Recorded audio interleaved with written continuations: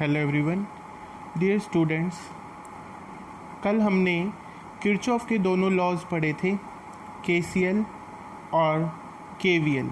Kirchhoff के first law को KCL भी कहते हैं और किरचॉफ के सेकंड लॉ को केवीएल भी कहते हैं।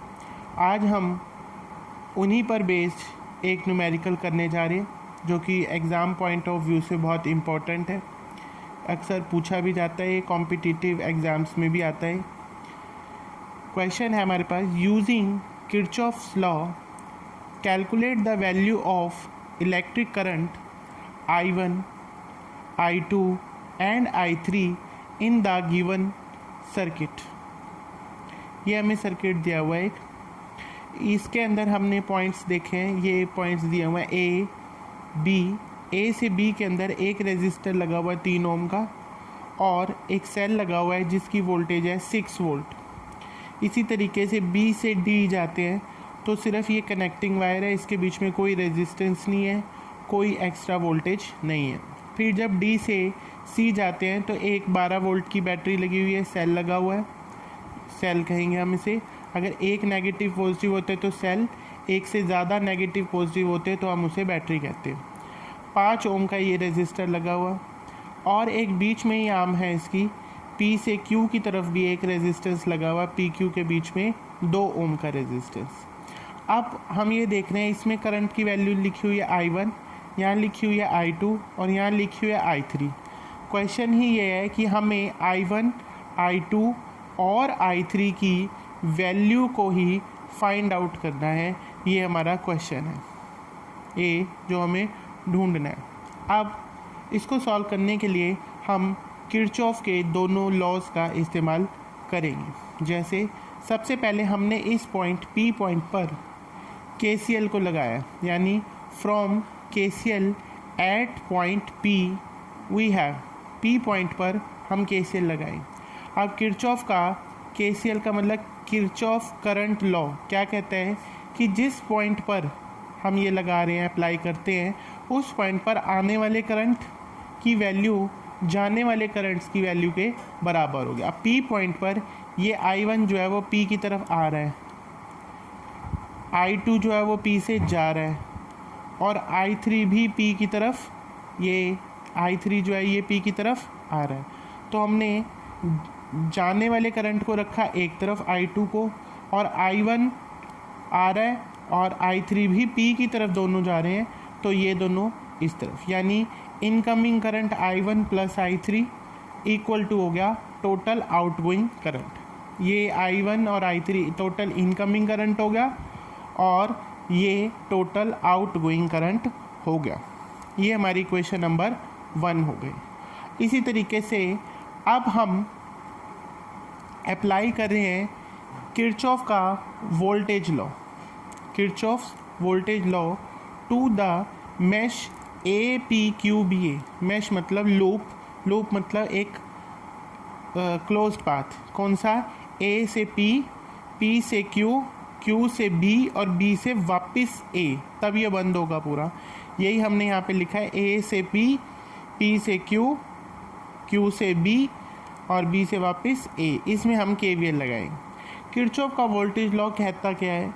किरचॉफ का वोल्टेज लॉ ये कहता है कि जो भी हमने ये लूप लिया हो उसके अंदर आने वाली टोटल वोल्टेजेस और टोटल EMF का सम, अलजेब्रिक सम, वो बराबर होता है 0 के। तो अब हम स्टार्ट करते हैं जैसे हमने नाम लिखा है, A से हम चले B की तरफ, P की तरफ। A से जब हम P गए तो कोई भी रास्ते में रेजिस्टेंस नहीं है। फिर P से जब Q गए तो हमने देखा यहाँ 2 ओम की रेजिस्टेंस है और उसमें I2 करंट जा रहा है, तो वोल्टेज कितनी ड्रॉप हो रही होगी? वोल्टेज बनाने के लिए हमने V is equal to IR के फॉर्मूले से 2 इंटू I2, ये वोल्टेज हो गई। 2 ओम रेजिस्टेंस है, I2 करंट है, तो 2 इंटू I2 करेंगे तो ये वोल्टेज हो गई। यहाँ पर सभी वोल्टेज का सम करते जाना है पूरे लूप में जो जो आएगा। फिर उसके बाद Q से B की तरफ गए तो कुछ भी नहीं है। फिर B से A की तरफ गए तो एक तो ये EMF का सेल आ गया 6 वोल्ट का, और कुछ वोल्टेज 3 इंटू I1, IR करेंगे फिर से 3 इंटू I1 यहाँ पर ड्रॉप होगा, कुछ वोल्टेज यहाँ। तो इस ईएमएफ की वैल्यू 6 है, पर हम जा रहे हैं ए से बी, तो ए से बी जाने पर इस सेल का पहले नेगेटिव वाला इलेक्ट्रोड हमारी तरफ आ रहा है, इसलिए हम यहाँ पर -6 वोल्ट लिखेंगे। अगर पॉजिटिव आ रहा होता तो हम +6 वोल्ट रखते, पर क्योंकि यहाँ नेगेटिव आ रहा है इसलिए -6 वोल्ट हमने लिख दिया। प्लस उसके बाद ये वोल्टेज 3 ×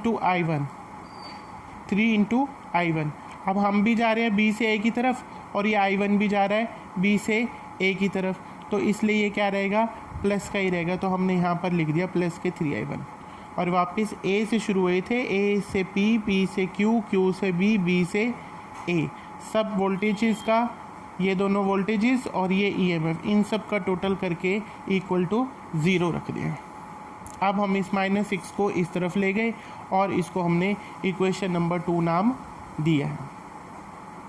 इसी तरीके से अब हम अप्लाई करें केवीएल इस वाले लूप में, P C D Q P, P C D Q P इस वाले लूप में। तो अब P से हम C जाएंगे तो कुछ भी रेजिस्टेंस यहाँ पर नहीं है। उसके बाद C से जब D जाएंगे तो 5 × I3। अब हम जा रहे हैं C से D, करंट आ रहा है I3 उल्टा, तो इसलिए हमने यहाँ पे क्या लिख दिया, -5I3। वोल्टेज कितनी हुई, इस रजिस्टर पे कितनी वोल्टेज ड्रॉप हो रही, 5 × I3, वोल्टेज V = IR, पर माइनस का हुआ इसलिए -5I3, क्योंकि C से D जा रहे हम और करंट जो है वो अपोजिट आ रहा है। फिर उसके बाद फिर आगे चलेंगे तो ये 12 वोल्ट का फिर से सेल आ गया। तो अब हम जा रहे C से D, और जब इधर से आएंगे तो पहले पॉजिटिव वाला इलेक्ट्रोड यहाँ पे आएगा, इसलिए हमने यहाँ पर +12 लिखे। फिर उसके बाद D से Q जाना है, D से Q कुछ भी नहीं है, सिर्फ कनेक्टिंग वायर, कोई वोल्टेज का ड्रॉप नहीं हो रहा है यहाँ पे।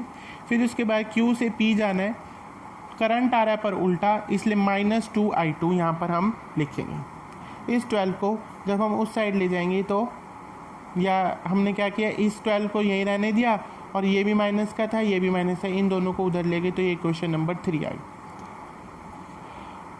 ये केवीएल और केसीएल की हेल्प से हमने 3 करंट की वैल्यू निकालनी थी, I1 की, I2 की और I3 की। इसलिए हमारे पास 3 इक्वेशन होगी, एक पहली, ये दूसरी और ये तीसरी। अब हम इन तीनों को सॉल्व कैसे करेंगे वो देखेंगे।